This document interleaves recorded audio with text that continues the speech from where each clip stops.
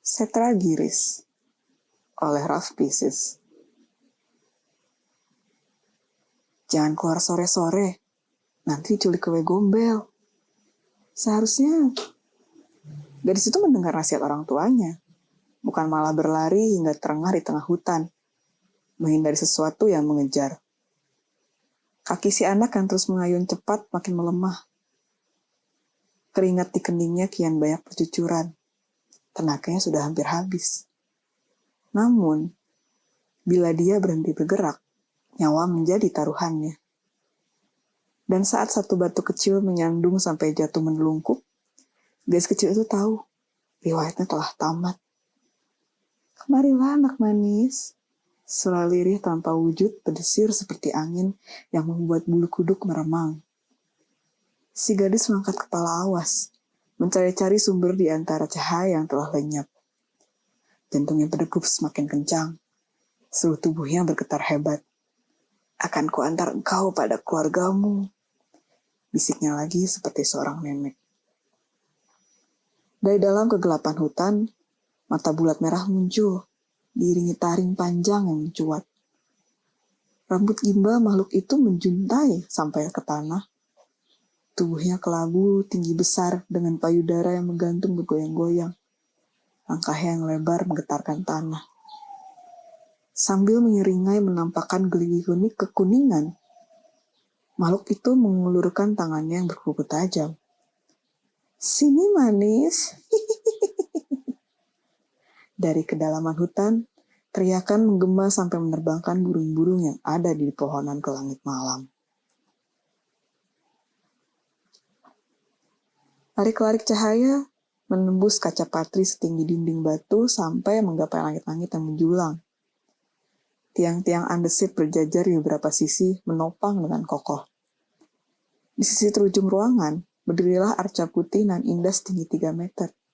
Disinari kristal-kristal dari lampu gantung yang berjuntai dari langit-langit berbentuk kubah.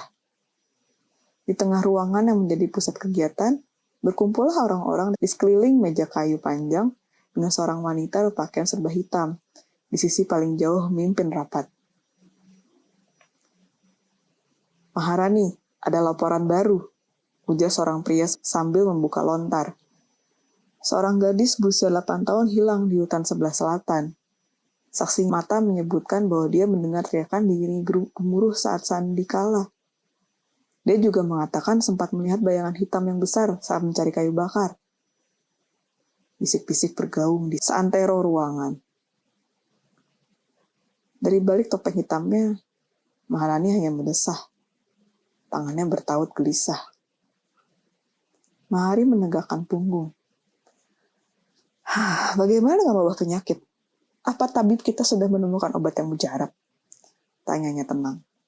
Sang ratu memalingkan wajah pada pejabat istana yang lain. Pria dengan pakaian serba hijau yang dilihat Maharani menggeleng. Belum Maharani. Obat yang ada hanya bisa meringankan gejala yang diderita. Kami masih berusaha sebisa mungkin meracik obat yang manjur agar tidak ada lagi korban yang berjatuhan.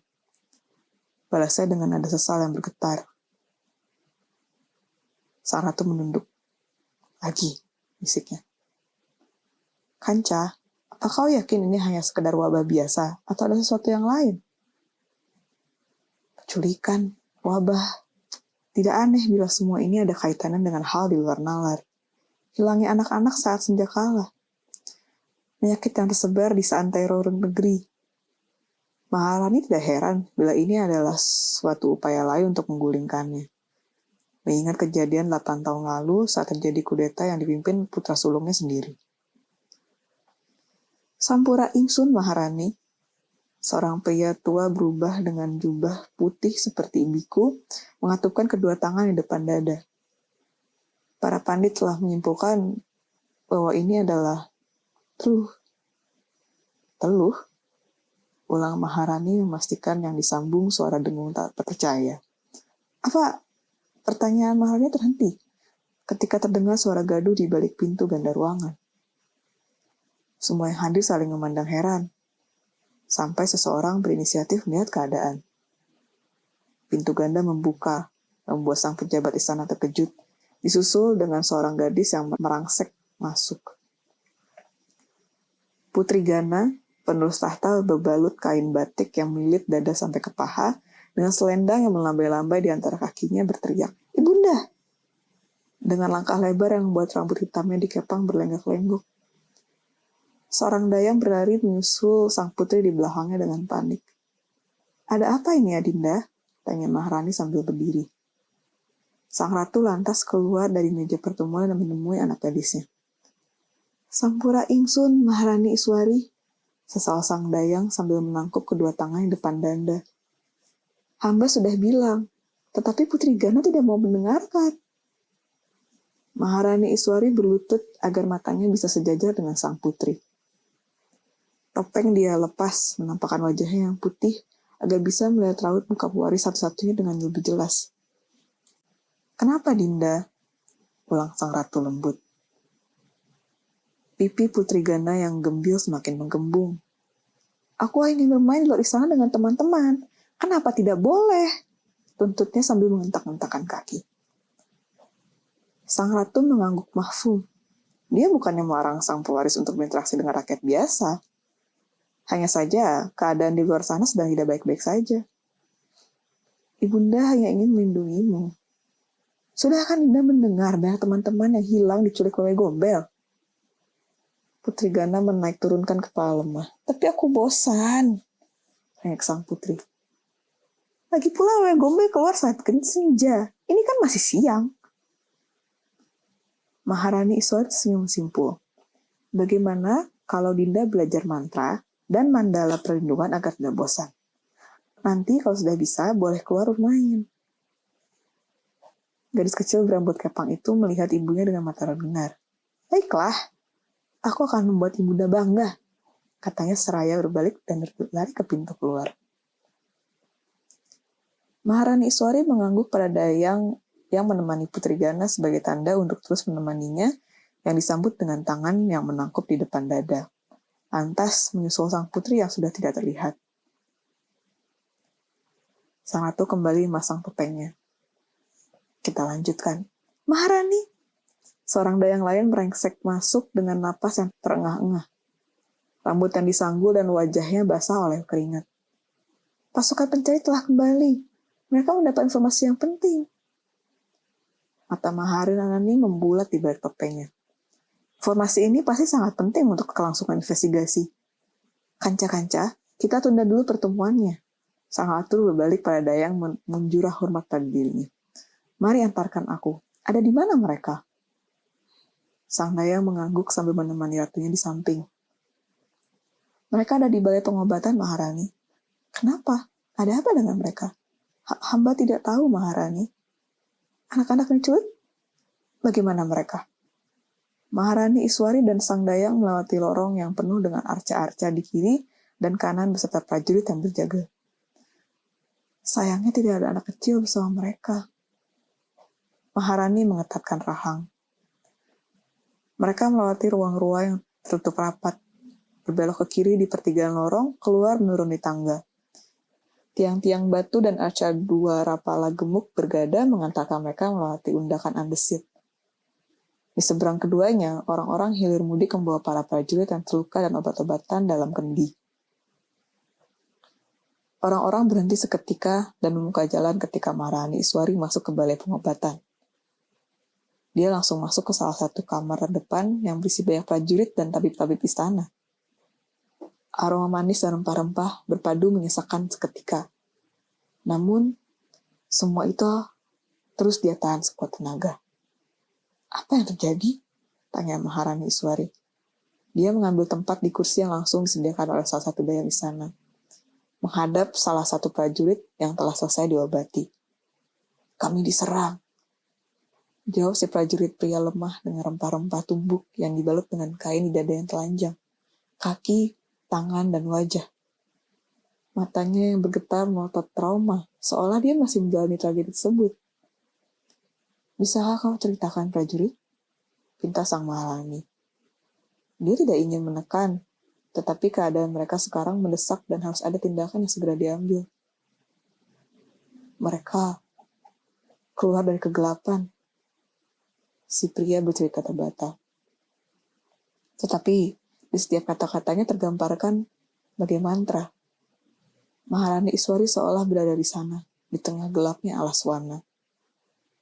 Burung hantu berkukuk, angin dingin berdesir menggesek daun-daun di pepohonan. Geraman tak kasat mata sesekali terdengar dari balik batang-batang kayu. Langkah prajurit menggema disertai derap sepatu kuda. Mereka terus menyusuri jalan yang mengarah ke puncak gunung, tempat yang diyakini para korban di bawah. Namun, geraman yang sedari tadi hanyalah sayup-sayup belaka, kini terdengar jelas disertai mata-mata merah yang muncul di antara kegelapan hutan. Para prajurit berhenti seketika. Mereka menelaah sekitar dengan waspada. Sang kapten yang ada di barisan paling depan memberi aba-aba. "Bersiap untuk serangan!" teriaknya lantang memberi suara-suara di dalam pohonan. Akan tetapi, serangan itu lebih cepat dari yang mereka duga.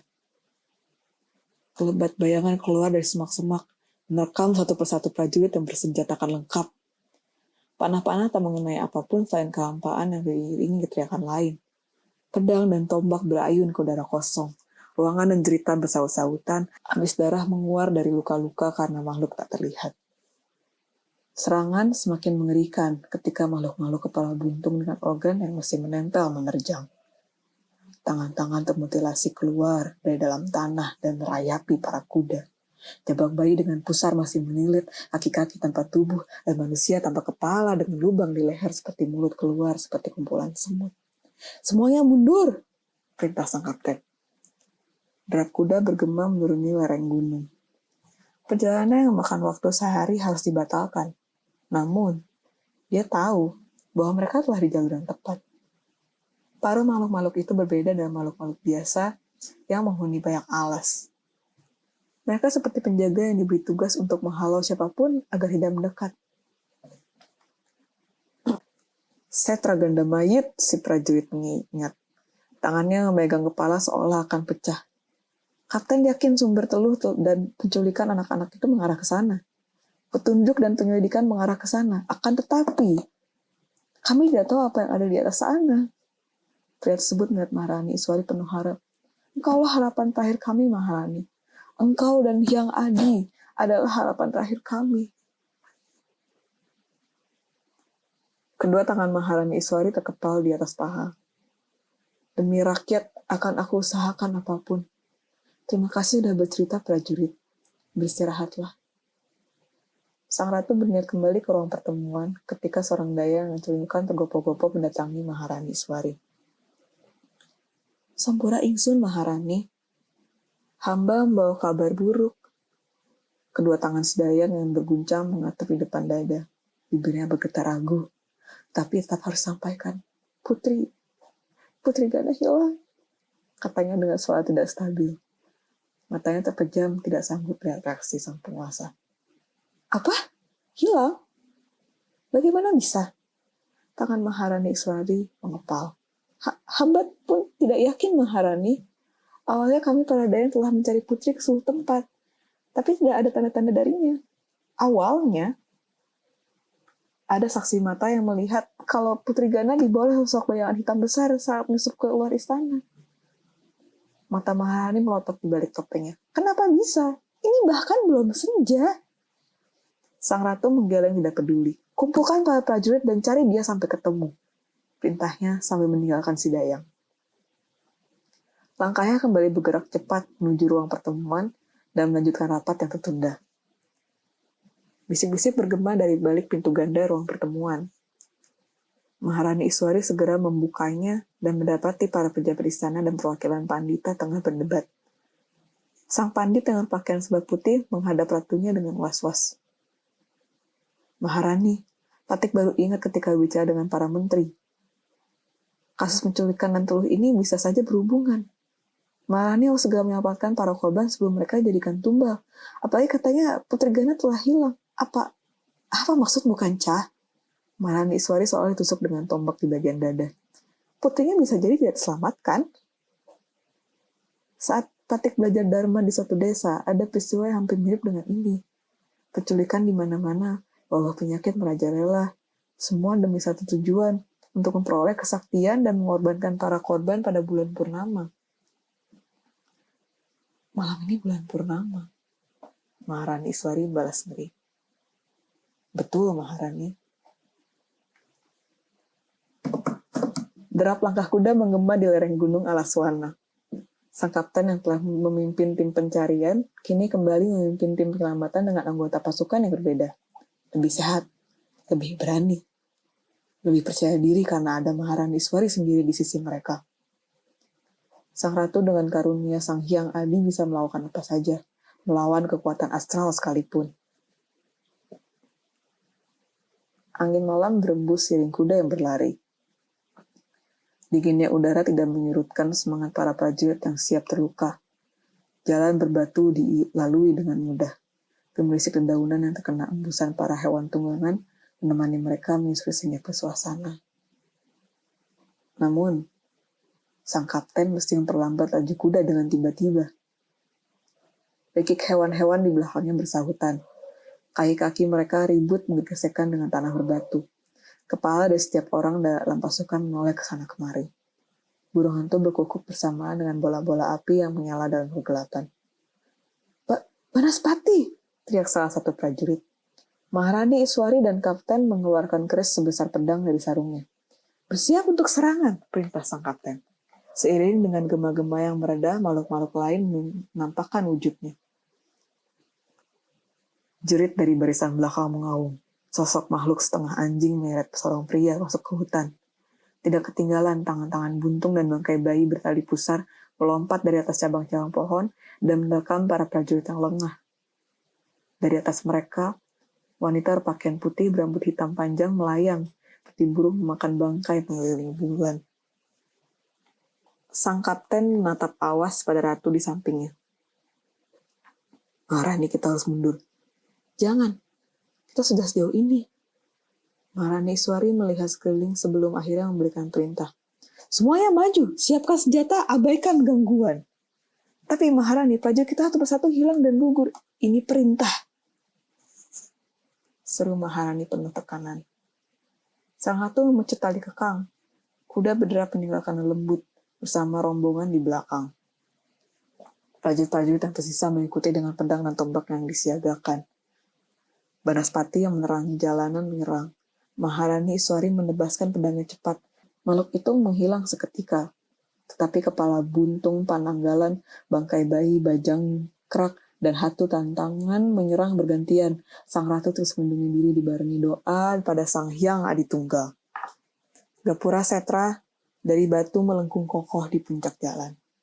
Maharani Iswari, kapten tim penyelamatan, dan para prajurit berbondong-bondong memasuki pelataran kuburan. Para makhluk secara ajaib lari tunggang langgang. Dalam setra, nisan-nisan batu kelabu sebar acak. Di depan mereka, sebuah candi tinggi besar menjulang, disertai seorang wanita berambut putih acak-acakan yang hanya terlihat punggungnya menghadap sebuah altar batu segi 6. Maharani Iswari turun dari kuda diiringi sang kapten. Wah, lihat siapa yang datang. Aku tidak menyangka sang Maharani sendiri yang akan datang. Wanita tua dengan kemben bersedada itu berbalik. Suaranya serak dan melengking saat tertawa. Saat dia mendapat tumbal yang harganya sama dengan semua orang-orang di sini. Lanjutnya sambil melihat sekeliling yang membuat bulu kuduk merinding sekaligus membuat murka. Tiang-tiang pancang mengelilingi area setra dipenuhi oleh orang-orang yang terikat. Kebanyakan dari mereka adalah anak-anak yang tak sadarkan diri. Di antaranya bahkan ada yang sudah tak bernyawa dengan kulit menghitam dan bau busuk yang menguar. Maharani menggeram. "Kenapa kau melakukan semua ini? Apa yang kau inginkan?" serunya murka. Sang ratu sudah mempersiapkan kerisnya dan dapat menebas orang di depannya kapan saja.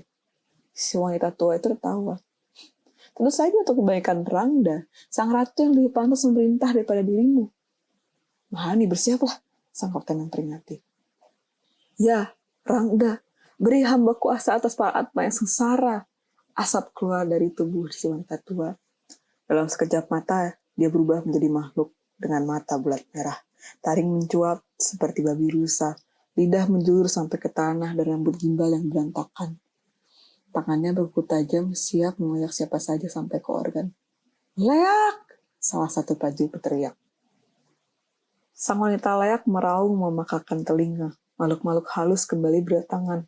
Wae gombel setinggi 2 meter, bola-bola api banaspati, kepala-kepala buntung berorgan dalam. "Kapten, kalian lawan para antek-anteknya, aku akan habisi sumbernya." Tawa mengerikan seleak menggema. "Setra Dwara Merta Getih Rani Ing Bentala, ya Maharani, engkau akan binasa." Maharani Iswari menerjang. Sang leak menangkis dengan kuku yang tajam. Mereka mundur hanya untuk menerjang lebih ganas. Denting pedang dan kuku bergema bersama tusukan tombak dan senjata tajam lainnya di langit malam. "Di mana Putri Gana?" tuntut Maharani. "Maksudmu tumbal utama sebelumnya?" "Dia ada di sana." Si leak menunjuk tubuh di altar di belakangnya. Sang ratu geram. Dia mengoyak. Lidah si leak melilit tangan Maharani Iswari. Kuku tajam si makhluk menyerang wajah lawannya sampai topeng yang dikenakannya lepas, memperlihatkan wajah Maharani yang keras penuh nafsu membunuh. "Tak ada pengadilan untukmu," bisik Maharani Iswari penuh tekanan. Dia mencengkeram lidah dan menusukkan kerisnya. Si leak berhasil berkelit, tetapi Maharani Iswari cepat berputar dengan keris terhunus. "Demi Sang Hyang Aditunggal yang memegang atmaku, binasalah engkau bagai abu." Dalam satu sayat, dada musuhnya terkoyak. Dengan sekali tebas, kepala si leak terpenggal. Jerit menggema di seantero setra sampai ke luar hutan. Makhluk-makhluk halus yang tidak lagi diperintah kabur tunggang langgang. Sorak-sorai menggantikan sunyian hutan. Maharani Iswari jatuh berlutut sebelum akhirnya mendekati Putri Gana yang terbaring di atas altar. Dengan kesedihan mendalam, dia mengguncang tubuh waris satu-satunya. "Bangun, Adinda," katanya. Mata sang putri terbuka lemah. "Ibunda," balasnya lirih yang langsung diberi pelukan. "Maafkan aku." "Tidak apa-apa, sekarang sudah baik-baik saja." Diterbitkan 2 November 2023. Selesai.